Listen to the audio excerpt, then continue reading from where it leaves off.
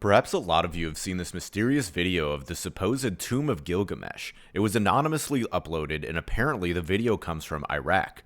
For those who don't know, Gilgamesh was a giant of a man. He was the fifth ruler of the first post-Diluvian dynasty of Uruk, great builder of temples and cities. He restored Uruk after the flood. He was known as a great judge. Prayers are addressed to him, and he's 2/3 God and 1/3 human being. So many people on the internet associate this video with this equally mysterious article from the BBC released in 2003, which reads, "Gilgamesh tomb believed found. Archaeologists in Iraq believe they may have found the lost tomb of King Gilgamesh, the subject of the oldest book in history." So a German-led expedition has discovered what is thought to be the entire city of Uruk, including where the Euphrates once flowed, the last resting place of its famous king. Archaeologist Jorg Fassbinder says, "I don't want to say definitely it was the grave of King Gilgamesh, but it looks very similar to that described in the epic. Because in the book, which is actually a set of inscribed clay tablets, Gilgamesh was described as having been buried under the Euphrates in a tomb apparently constructed when the waters of the ancient river parted following his death. And they found just outside the city, an area in the middle of the former Euphrates River, the remains of such a building which could be interpreted as a burial." Fassbinder stated that the most surprising thing was that we found structures already described by Gilgamesh. "We covered more than 100 hectares. We have found garden structures and field structures as described in the epic, and we found Babylonian houses." But he said the most astonishing thing was an incredibly sophisticated system of canals. Very clearly, we can see in the canals some structures showing that flooding destroyed some houses, which means it was a highly developed system. It was like Venice in the desert. So yeah, this was a really cool discovery, but then what happened with it? Well, there's no more information about it. The reason this video and this article are theorized to be connected is because there has been absolutely no update or follow-up with this unbelievably miraculous discovery in Iraq that was written about in the BBC. It's just gone. Nothing was donated to any museum, no further info has been given, the story just ends here.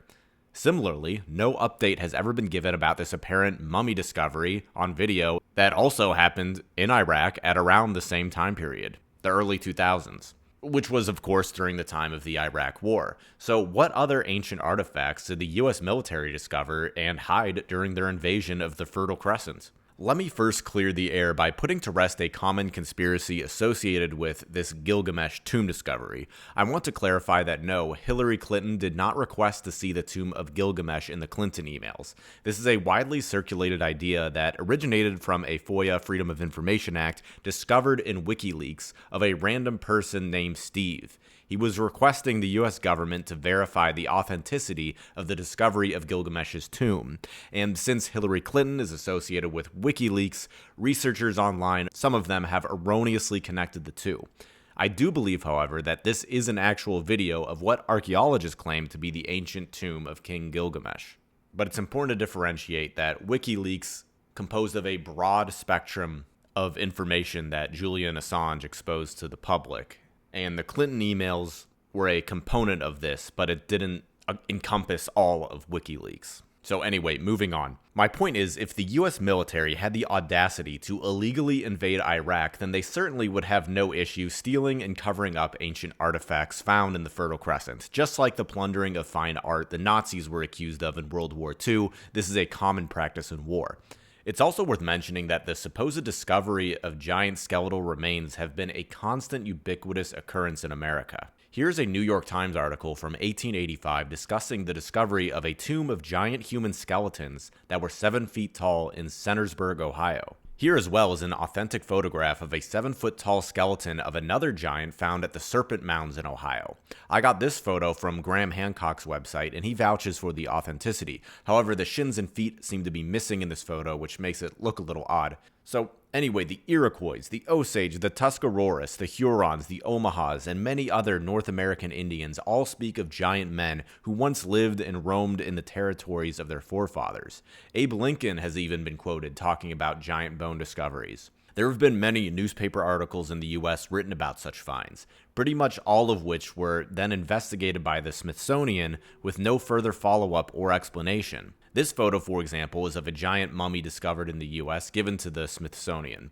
The museum publicly responded by saying it was inauthentic, and I could definitely see that being true, but at the same time, the Smithsonian never explained how it was fake, and they have never followed up on any other apparent donations of giant skeletal discoveries in the United States.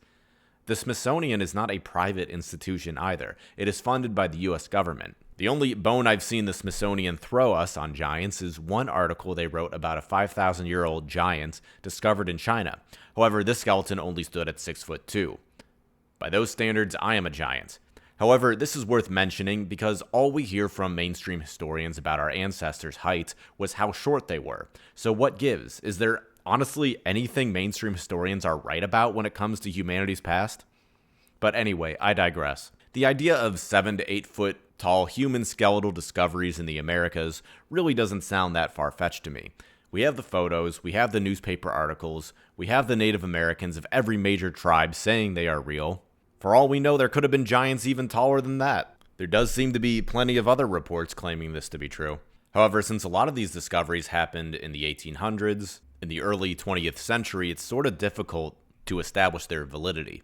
So let's move on from that, and just for fun, let's get into the more esoteric conspiracies out there involving these giants and their relation to the Nephilim.